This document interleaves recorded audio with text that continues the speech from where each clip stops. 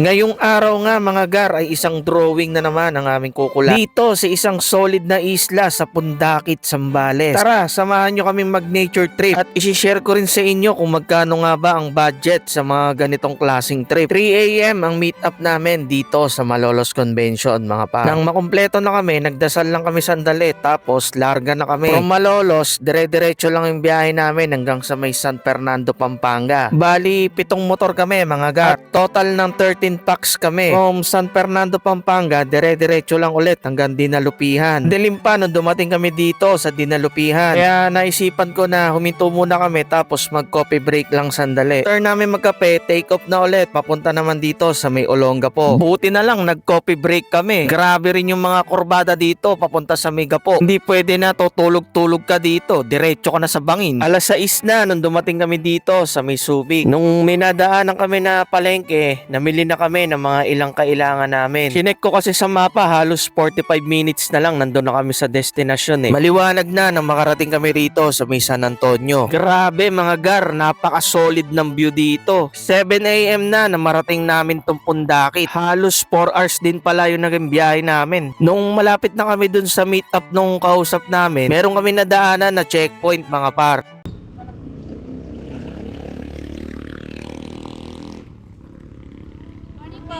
Morning, Taga ma'am. saan po tayo, sir? Sa Philippines, joke lang. Bulacan po. Saan po destination natin? Sa ano po eh? Sa Anawakin po eh. Ano ang Apo. Bali, dito po may 20 pesos per head po tayo binabayaran para sa environmental. Perfect. Bali, kompleto na kayo lahat, sir? 20 per head. Bali, 360 po. Eh, 260. Per head, oh. 20 per head. Sir, pangalan niyo na lang po kahit first name lang? Roldan. Po? Roldan. Roldan. Kamalatot pa ba kami? Sana ba? Magbabang ka pa. Bangka yun eh. Dito na lang ako makikinig. Dito ka na lang? Peso no. 260, sir. Isa lang. Pwede pagsama-samahin nyo na lang po, sir. Hindi, oh. Hindi, joke lang. Ikaw na mag-collecta.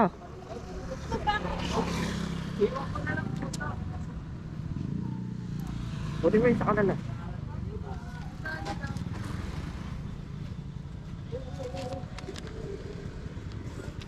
$260. After namin makapagbayad, dumiretso na kami para hanapin yung kausap namin.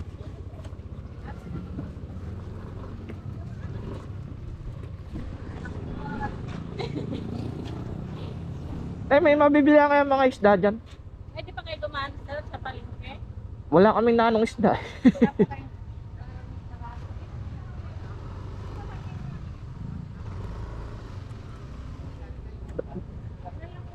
Dyan. Dito naman sa parking mga par, nagbayad kami ng 100 per motor. Nagpalit na rin kami ng mga damit kasi sasakay daw ng bangka papunta dun sa isla. Yung mga helmet namin, iniwan na namin dito sa parking. Safe naman niya mga par kasi may bantay naman sila dyan eh. Nang makaayos na kami, naglakad na kami papunta dun sa bangka namin mga par. Kung pupunta pala kayo dito mga par, bilhin nyo na lahat ng kailangan nyo bago kayo pumunta sa isla. Dahil sobrang mahal ng mga bilihin doon mga par. Etong boat ride na to mga par, kasama na to sa binayaran namin package na 650 per head. Kung gusto nyo rin pumunta rito, message nyo lang sila sa page nila mga par. Bali, ito yung mga inclusion tsaka exclusion dun sa package nila. Mas marami kayo, mas makakamura kayo mga par. Punta pa lang sa isla, panalo na yung view eh. Para na rin kayo nag-island hopping. Tansya ko, halos nasa 30 to 40 minutes din yung biyahe papunta sa isla. 9 AM nang marating namin tong solid na isla na to mga par. Tapos po table man o cottage? May 2,000 po tayong cottage, may 1,800 cottage. Dalawang table pa, 1,000. Magkano kaya to? Saan po, ma'am? Ay, 1,800, ma'am. Yung cottage ko. Available. Pagdating nyo rito sa isla, hindi pwedeng hindi kayo kumuha ng cottage or ng lamesa. Bali, ang isang table, 500. Pero dalawa yung ibinigay sa amin ni ate. Tapos, need nyo mag-deposit ng 500 para sa mga basurahan. Pag hindi maayos ang pag-segregate nyo ng basura, hindi nyo na makukuha yung 500, mga par. Tapos, kapag gusto nyo raw mag-hiking dito, mga par, mag-a-add pa kayo ng 50 pesos. Nang maayos na namin yung mga tent namin at nakapwesto na kami, nag-ready na kami ng mga lulutuin namin. Mas maganda, magbaon na lang din kayo ng mga portable na lutuan tsaka mga butane para yung mga kasamang pre na uling gamitin nyo na lang sa mga iihawin nyo. After namin kumain, buong araw lang kami nagpahinga. Tamang tagay lang sa Gedli, tapos tamang kwentuhan. Kung pupunta kayo dito at mahilig din naman kayo mag-volleyball, magdala na lang kayo ng sariling bola nyo, mga idol. Nung gumabi na, mga par, nanood lang kami dito ng fire dancing. Walang entrance fee to, mga par. Tapos kung gusto nyo namang uminom habang nanonood, meron dyan mga table, 300 pesos ang rent doon, mga par. Kung meron kayong mga dalang alak at pulutan, pwede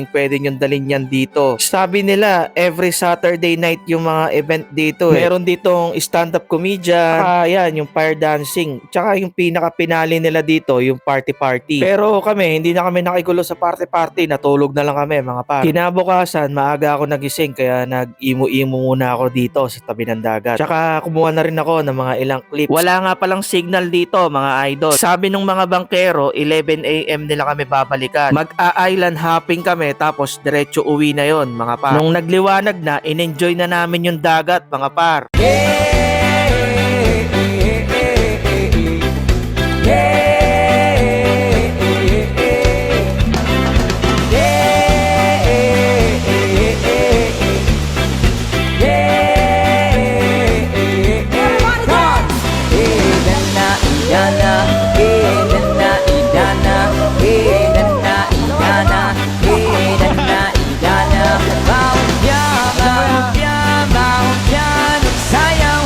Sayaw sa bukid nun. Come on, party people!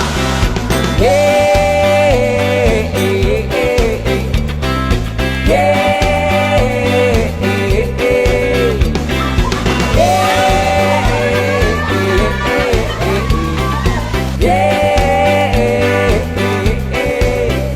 Idana, idana, idana, idana, idana, idana, idana. Wayaw mo kaulaw nga kamunga nagsayaw, sasayaw sa bukid no. Sing it out. Yeah,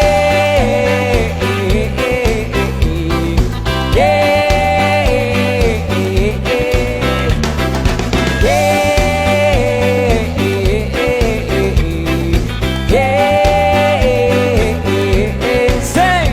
Idana, idana, idana, idana, idana, idana. After namin magtampisaw sa dagat, dumating na yung sundo namin, mga pa. Ito nga pala yung total breakdown ng mga nagastos ko. Tinipid ko pa yan, ha, mga pa. Dudamat na lang. Kung mabisyo kayo, dagdagan nyo na lang ng extra. Like, follow, and share na lang, mga par. At subscribe naman sa aking YouTube channel. Hanggang sa susunod na nature trip na lang ulit, no, mga par. Maraming salamat. Bye-bye!